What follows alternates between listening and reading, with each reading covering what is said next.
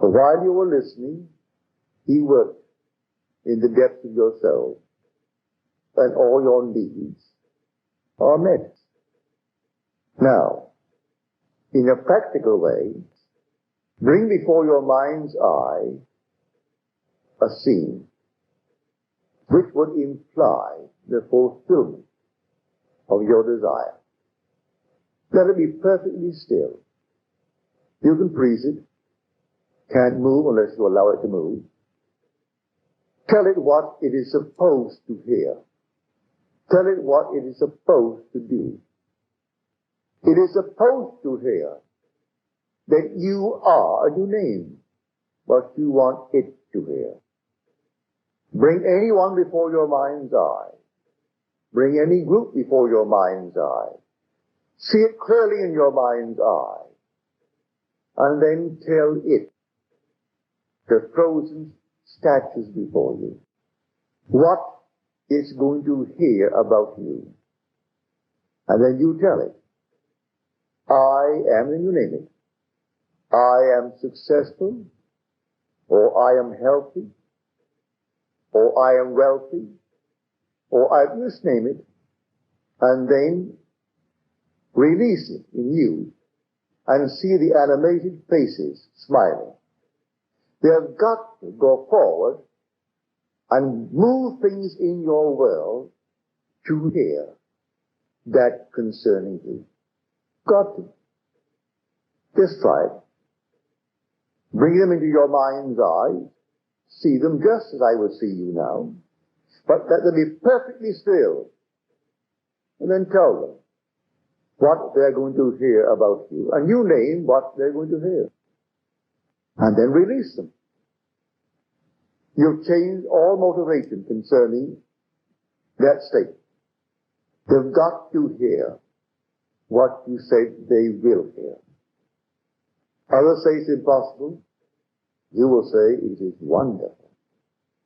And in a way that no one knows, they are working towards the fulfillment of it.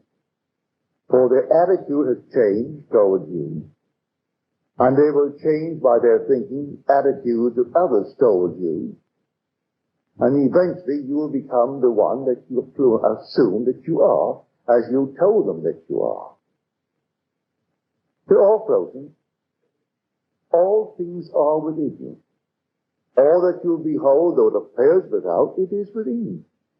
In your own wonderful human imagination, of which this world of mortality is but a shadow. So, you saw it. They're all within you. Where did you see them? In your imagination. But you saw them and you freezed them. And then you told them what they're going to hear. And then you allow them to smile and empathize with you. Not sympathize, empathize with you. And then you drop it. Confident that they are now under your command. And they've got to go forward and fulfill what you have commanded them to do. That's the whole vast world in which we live. Those in great eternity who contemplate on death said that what seems to be is to those to whom it seems to be, and is productive of the most dreadful consequences to those to whom it seems to be, even of torments, despair, and eternal death.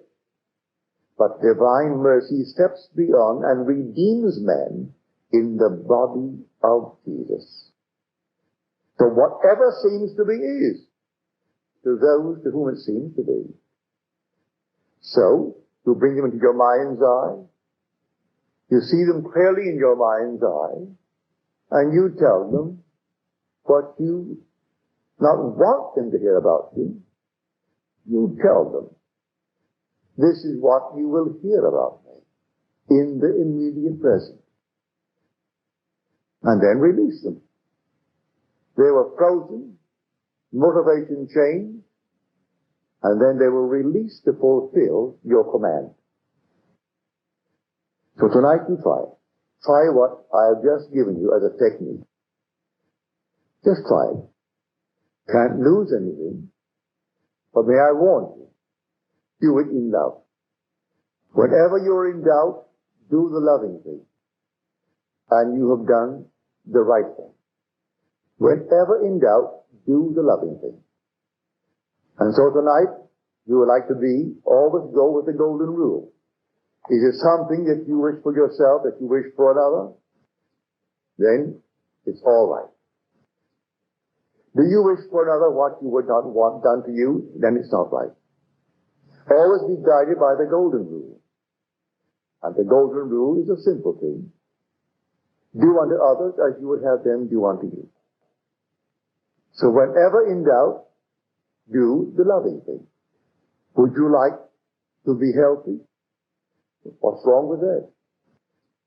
Would you like to be secure? What's wrong with that?